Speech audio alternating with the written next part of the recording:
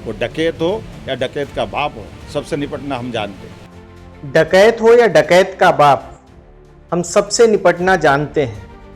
जी हां, ये शब्द हैं मध्य प्रदेश के मुख्यमंत्री डॉक्टर मोहन यादव के, और यह बयान सीधे इंदौर से आया है। अब सवाल यह है कि किस डकैत की बात हो रही है, किस साजिश का जिक्र हो रहा है।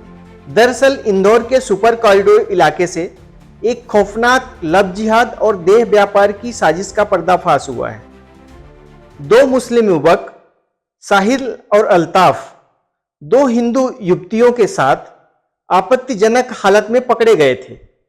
जैसे ही हिंदू संगठनों ने पूछताछ शुरू की, सच ऐसा निकला जिसने पूरे शहर को हिलाकर रख दिया। साहिल और अल्ताफ ने कबूल किया, हम फर्जी हिंदू नाम से इंस्टाग्राम पर लड़कियों से संपर्क करते थे, हिंदू लड़कियों को मोहब्बत के झूठे जाल में फंसाते थे, फिर मोबाइल, पैसे, शॉपिंग का लालच देते थे, और जब लड़की भावनात्मक रूप से जुड़ जाती थी तब शुरू होता था असली खेल।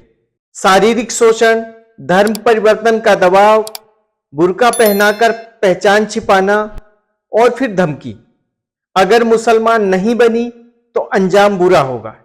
इतना ही नहीं, साहिल और अल्ताफ ने यह भी बताया कि वो शुरुआत में मंदिर तक जाते थे ताकि लड़कियों को भरोसा हो जाए कि वो भी हिंदू ही हैं। लेकिन सबसे बड़ा खुलासा तब हुआ जब पूछताछ में इन युवकों ने एक नाम लिया, कांग्रेस पार्षद अनवर कादरी उर्फ अनपढ़ डकैत का। इस खुलासे के बाद से ही अनवर कादरी फरार है। साहिल का दावा है कि उसे इस काम के लिए 2 लाख रुपए दिए गए। अल्ताफ ने कहा उसे 1 लाख रुपए मिले थे और बाकी बाद में मिलने थे। मतलब साफ है कि यह कोई इत्तेफाक नहीं बल्कि सुनियोजित साजिश थी, और मास्टरमाइंड कोई मामूली अपराधी नहीं बल्कि इंदौर के वार्ड 58 का चुना हुआ पार्षद निकला।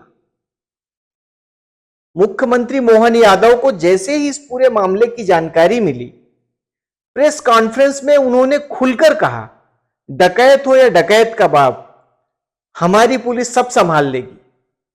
कांग्रेस के लोगों के रिकॉर्ड इस बात के लिए, इसलिए उनके सारे नेता जमानत पे चल रहे हैं। वो क्या कर रहे हैं, उनको छिपी हुई बात है क्या? कि कांग्रेस समझ ले इस बात को कि भाजपा के लोग अपनी जनता के लिए जवाबदार हैं, अपनी सरकार को जवाबदेही से चलाना जानते हैं, और हमारे राज्य के अंदर जो कानून तोड़ेगा उससे निपटना भी जानते हैं। वो डकैत हो या डकैत का बाप हो, सबसे निपटना हम जानते हैं। हमने कहा है हमारे प्रशासन के साथ कि आप ढूंढिए और नहीं जहाँ मिलते हैं वहाँ पकड़िए, और नहीं आता हाथ में तो जो मर्जी आए करिए। और अब पुलिस को इस पूरे मामले में खुली छूट मिल चुकी है। अब सवाल यह उठ रहा है, क्या यह एक सुनियोजित गिरोह है?